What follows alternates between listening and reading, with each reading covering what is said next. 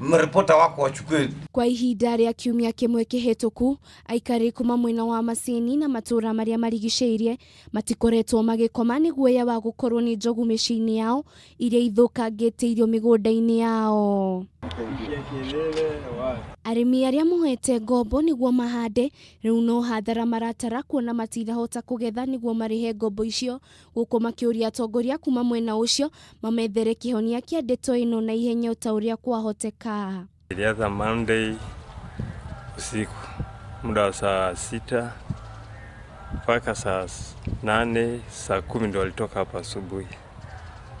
Alafu the following day wakakuja, nilifollow kuwaregesha. Alafu tena kesho yake akaja akanifukuza mpaka kwa nyumba, nikarudi nikamregesha, akanifukuza tena, akanilenga na vigongo viwili dogo kunipasua kichwa. Nikalima kwa mwaka mmoja lakini sikupata kitu.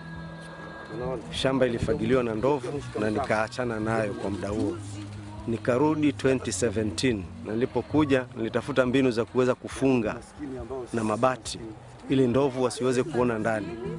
Lakini nashangaa kwamba ndovu walikuwa hawajui kuvuka ua, lakini wakati huu ndovu wamevuka ua.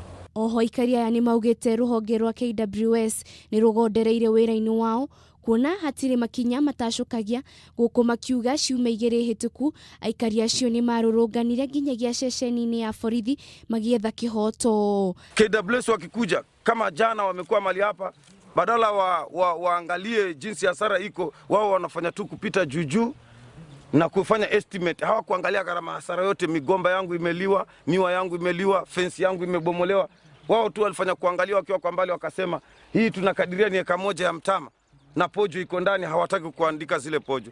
Handũ-inĩ ha Kameme TV, Chitagwo Wanjiru wa Foro. Alama mwananchi unahatarisha. Kabisa. That is what is more important.